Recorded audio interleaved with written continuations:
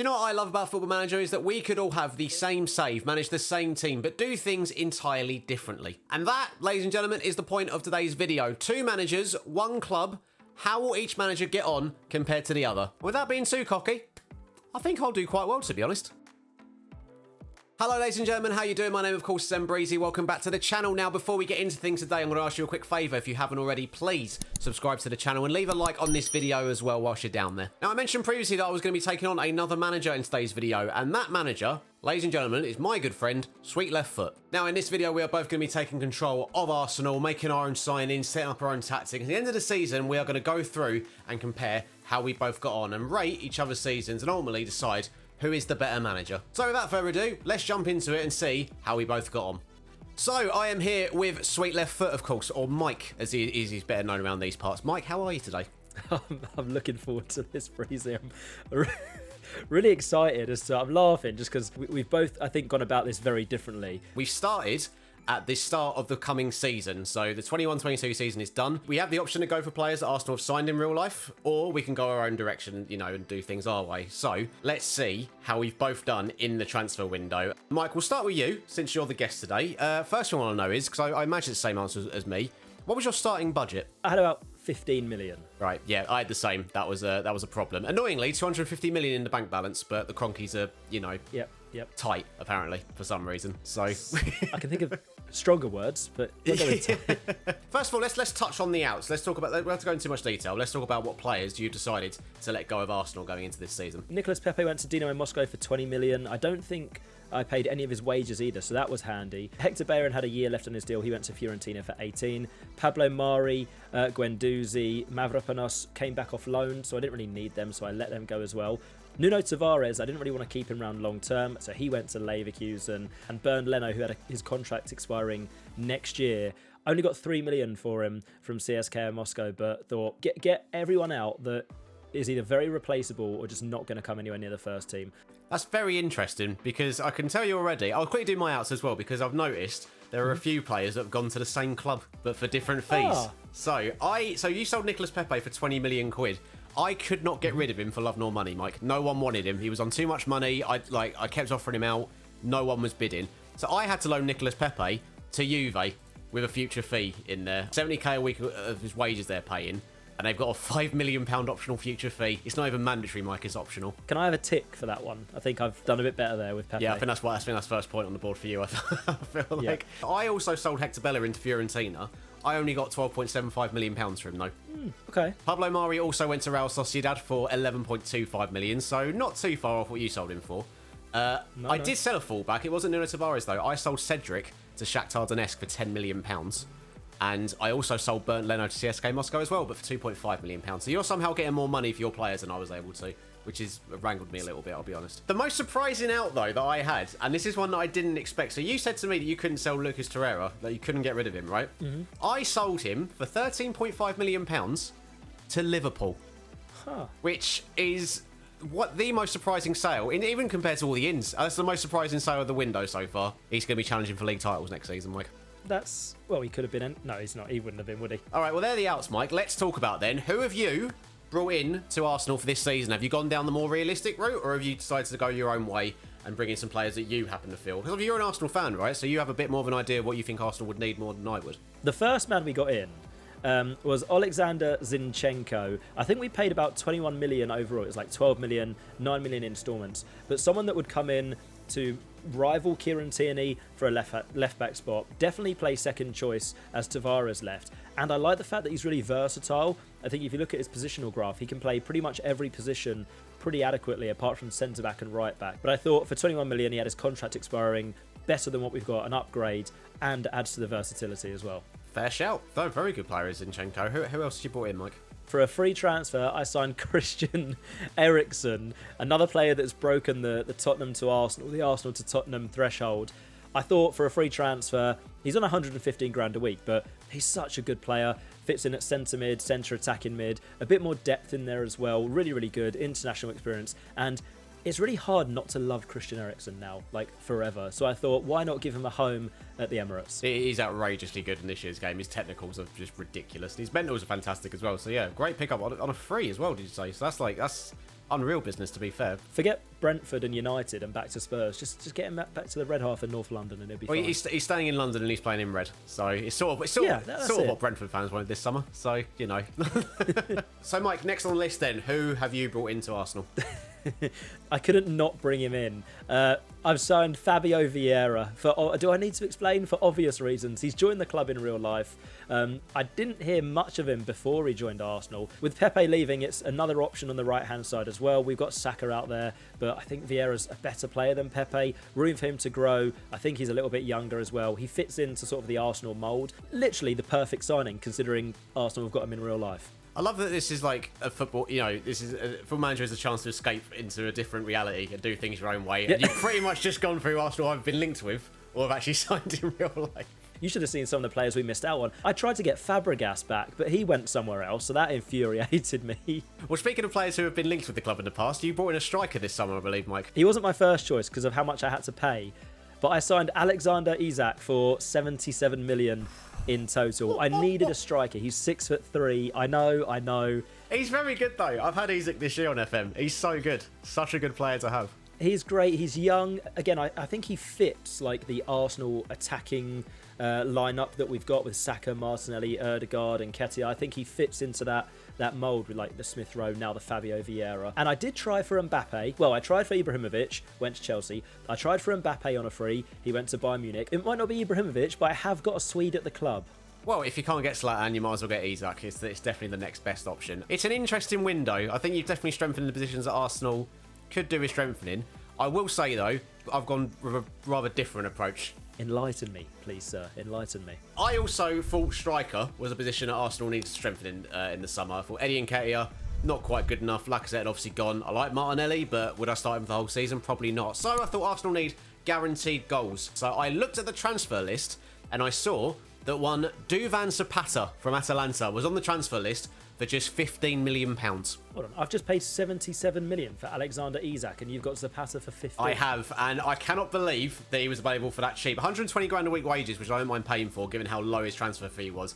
But looking at his physicals, he's rapid, he's strong, 6'2", and 18 finishing and 15 composure, Mike. I mean, that is a number 9, is it not? Yeah, great. I'm a bit annoyed, to be honest. 15 million and 120k a week is essentially nothing for a 4-star ability player. He's brilliant. So next up, as I mentioned, I sold both Hector Bellerin and Cedric, so I just didn't think either of them were good enough. But someone who I do think is good enough is a man I've never actually heard of before doing this. It's a man called Riddle Baku from VfL Wolfsburg in Germany. And I think as a right back, and not only a right back, he can play pretty much anywhere. He's like a better version of Ainsley Maitland-Niles, as our friend Tom FM would say. He's natural at right wing back, natural at full back. He can play on the left if you want him to, because he's got a fairly decent left foot. Same as yourself, Mike. Thank you.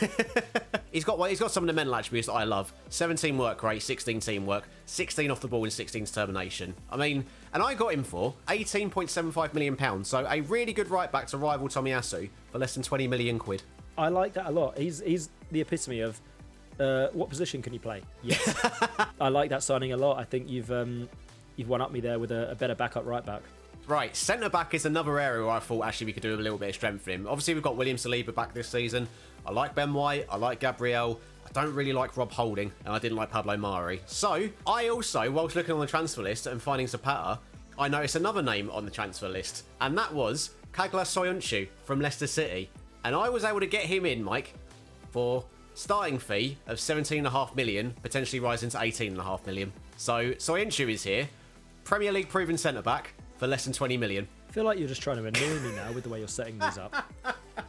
Again, I'm stuck with Rob Holding as my fourth choice, cleaning boots, and you've gone and got Soyuncu. I've weakened a potential rival, and I've made Arsenal just that little bit stronger. Plus, he's got lovely hair. Whoa, Premier League rival. Well, you know, because Leicester are aiming around that sort of 7th, 6th spot, right? Well, I'm feeling a wave of emotions here, Breezy. He'd be good enough to rival for a starting spot. Yeah, I literally don't know who's going to start in centre-back for us for the majority of the season, but that is something we'll get onto in a second. The next up then, I've got 2 more signs to talk to you about. I'll start with our second most expensive of the window so far. It's a striker that I actually did see linked to Arsenal in the window. It's Gianluca Scamacca from Sassuolo.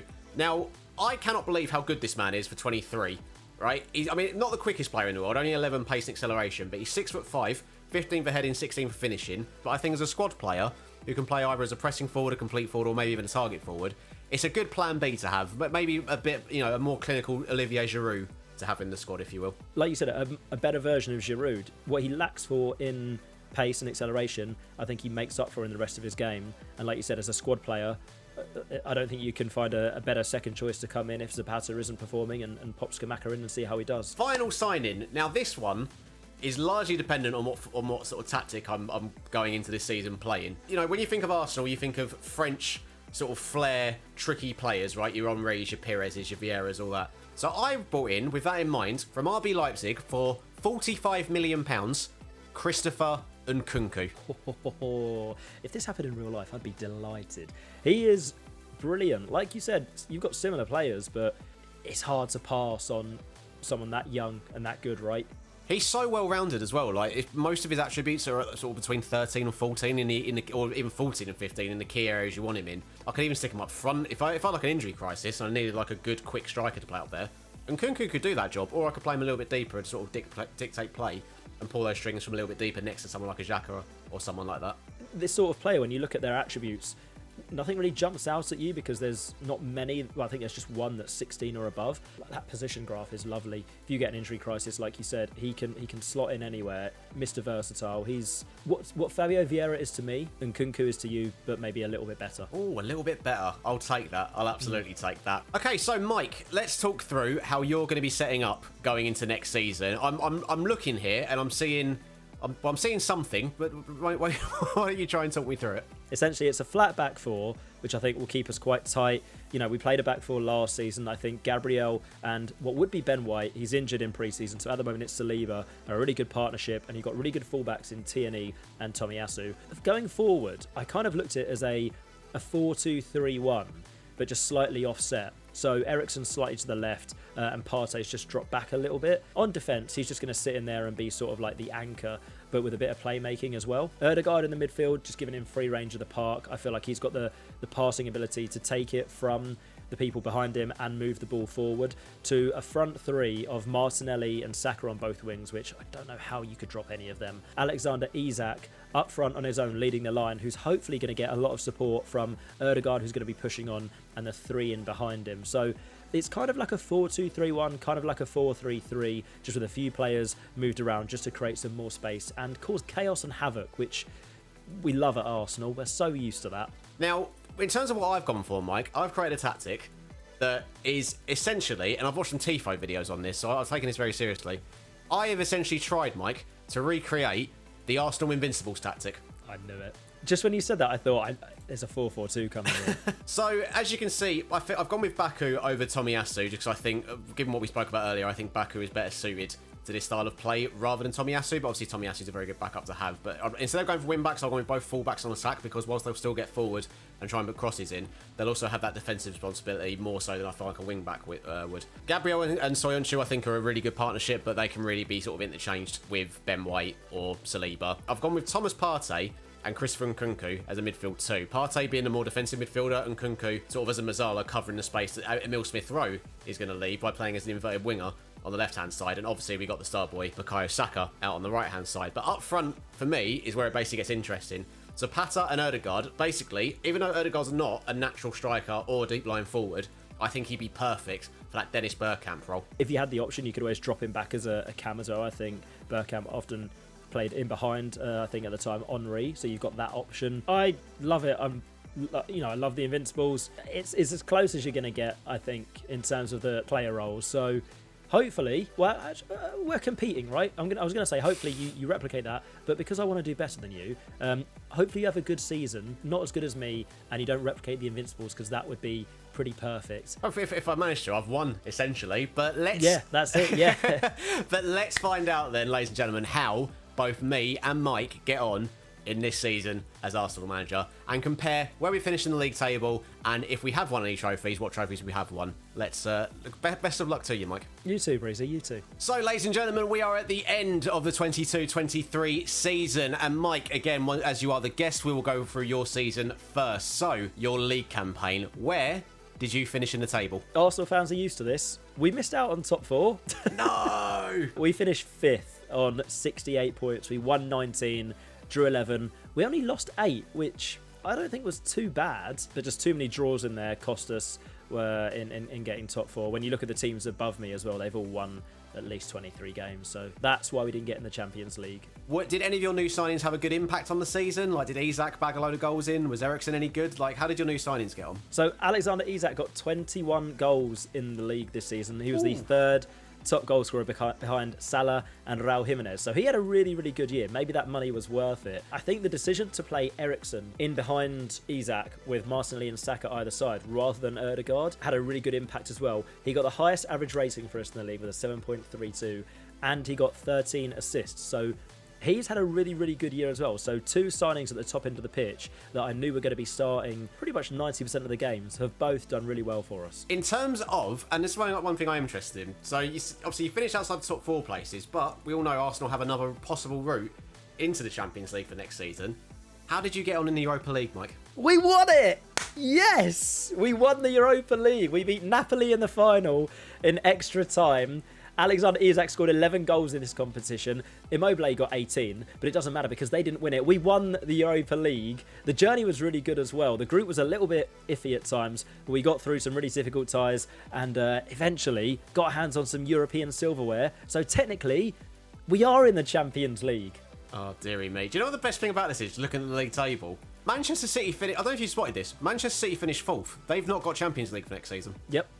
You're welcome. That is unbelievable. They finish, 7 points clear of you in 4th. Yep. But because you won the Europa League, they actually drop into the Europa League for next season. So, if you're going to get into the Champions League, what better way to do it by getting a trophy and knocking City out of the competition in the process? Domestically then, FA Cup, League Cup, how does Arsenal get on? These were annoying. So the FA Cup, we went out to Man City in the semi-final. They went on to win it. And the Carabao Cup, we got knocked out by Man United in the 4th round. And of course, they went on to win it as well. So cup competitions, overall, I don't think we've done too badly. Winning the Europa League and being knocked out to the winners of both domestic cups, I don't think that's anything to be ashamed of, especially when it's the 2 teams from Manchester. I can see Isaac still doing the business in that competition as well. And the Europa League, actually, I've noticed. 11 goals he got in the Europa League. That is... You say you overpaid for Isaac, but he's definitely paid you back somewhat. Yeah, he's been superb. 77 million, money well spent. As you can see by his attributes, everything is improving. He's increasing left, right and centre. He got 38 goals in all competitions this season. He really did lead the line for us, backed up by the likes of Saka, Smith Rowe, Eriksen. So yeah, I think looking back on that striker signing, I'm glad Mbappe rejected me and Abraham chose Roma, because we've got Alexander Isak, he's been great all season. I guess it's time to talk about mine. Now, I said, didn't I, Mike, that I have recreated the Invincibles tactic. Did we go unbeaten? What do you think, Mike? You don't sound positive, so I'm going to say no. We absolutely did not. We had what I can probably describe as a bit of a stinker, to be honest. We finished 6th in the league. We won 21 games out of our 38, 12 defeats. It's not ideal, finishing on 68 points, which means we finished about 5 points out of 4th. The team who got 4th, Wolverhampton Bloody Wanderers. Dave has a party is loving life right now. Absolutely fuming that they've been able to do that, to be honest. Raul Jimenez, incidentally, came 3rd in the top goal scorer charts all for the entire season with 21 goals. But the man who came top and won the top goal scorer award in the Premier League, Mike, who do you think it was? I'm going to guess Duvan Zapata? It absolutely was Duvan Zapata. 27 goals in 38 games for the Arsenal this season. He was absolutely unbelievable. 27 goals, 2 assists. Across all competitions, we'll talk about the other competitions in a bit, but I've got to point this out. All competitions, 49 games, he got 41 goals. Oh, that's the return on 15 million. That's brilliant. Yeah, Duvan Zapata, top goal scorer of the league. Didn't finish 4th, but hey, he gets a trophy at the end of it, doesn't he? So he's happy. So the man with the most assists was Christian Eriksen, who plays for Liverpool now. He got 18 assists in a single season for Liverpool. Whereas second place was Bruno Fernandes with 14. In 3rd, though, Christopher Nkunku with 13 assists. We've actually had, individually, quite a good season in terms of some of our players getting, in terms of goal scoring and assisting. It was just the rest of the team that let them down, unfortunately. I'm just looking at some of the comparisons between our league tables. We both actually finished on 68 points. That's crazy, actually. I was quite lucky to just finish 5 points ahead. We both finished on 68. We both had a player scoring 20 plus goals, a new striker, and our most assists, both Eriksen for me and Nkunku for you, both had 13. So in that regard, it's been fairly similar. Even though we had different tactics and different systems, I think both of our teams have performed pretty similar. I think the thing that sort of got you over, or helped you go over the line as well, obviously my goal difference was minus 22. So I'm just looking at the sort of full league table here.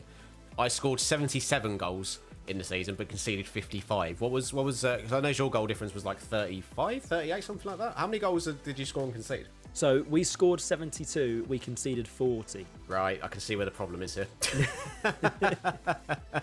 We conceded far too many goals. To be fair, out of the entire top 7, we conceded the most amount of goals with 55. Didn't you sign a centre back as well, just to help with that, and a new right back? Yep. So I'm going to blame Aaron Ramsdale. So in terms of, just before we get on to the other competitions on my season, I just want to run you through a few other sort of stats throughout the season across the squad. This is for all competitions. So Martin Odegaard, playing at Dennis Bergkamp role, 7.15 average rating overall, 52 starts, 11 goals, 19 assists. That's 30 goal contributions in 52 starts, which can't be too disappointed with, really. Emil Smith-Rowe started 45 games in all competitions, got 14 goals and 10 assists. And Bukayo Saka, 51 starts, 16 goals and 14 assists. A number of things could have come into it, but ultimately, Breezy, your defence sucked. Yeah, and that does kind of tell by some of the results, just some of the standout ones. Away at Stamford Bridge, lost 6-3. So I am Arsene Wenger at this point, playing the same tactic as him, getting the same results. In terms of the other competitions then, there's not really much to write home about. The FA Cup, we were knocked out of the 5th round by Chelsea. But the League Cup, we did get to the semi-final. We were beaten, though, by Manchester City, who I believe they actually went on to win it. They beat Everton in the finals. Had we got to the League Cup final, I'd have backed us to win it. The Europa League, this one hurts, Mike. Despite 11 goals for Ivan Zapata, 5 assists for Martin Odegaard, and an 8.03 average rating for Riddle Baku, our Europa League journey was ended by AC Milan in the quarter-final stages. Europa League isn't for everyone, Breezy. It's not. I had horrible flashbacks to last... At least it wasn't Frankfurt. I think I would have spent the rest of the time crying, to be honest. But we drew 1-1 against Milan in the home leg, and then we went to San Siro, and they absolutely destroyed us 3-0. And you know what the worst part about it was, Mike? The guy who got the 3rd goal for Milan? Olivier Giroud. Oh, what a handsome man, just putting you to the sword there. Not been a great season, especially given that I said I built the tactic around a team that literally went a season unbeaten. Yeah.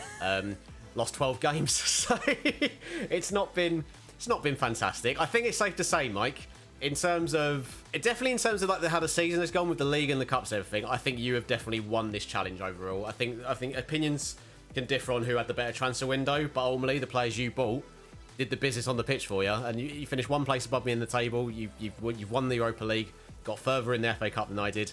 I think I have to give this one to you, Mike. Give me more compliments, more of it, Breezy. That's your lot. I'd have to agree. I think the 5th place finish in the league, not as many signings, and I did prefer quite a lot of yours, I think, over mine. I think mine just maybe clicked a little bit better, and the Europa League, I think that's the tipping point for me, winning that and getting in the Champions League as opposed to going out in the quarters. That's the thing that I think Arsenal fans would stick on and be like, that's the pivotal point of our season. Yeah, well, if I had to rate out of 10, Mike, I'll give your season a solid 7 out of 10. How would you rate mine out of 10? I'd go with a 5. Yeah, you can't get knocked out of a quarter-final and get anything higher than a 5, I don't think. No. I think that's probably fair enough. Mike, thank you very much for coming on the channel today. Where can people find you, should they choose to? Thank you very much for having me, Breeze. I've had a great time, and I'm looking forward to seeing who else you bring onto the channel and what are the challenges with other teams that you do. If you'd like to watch more of me, hopefully I'll be featured on this channel again in the near future. But if you want to watch me away from Breezy's channel, you can find me on twitch.tv/sweetleftfoot.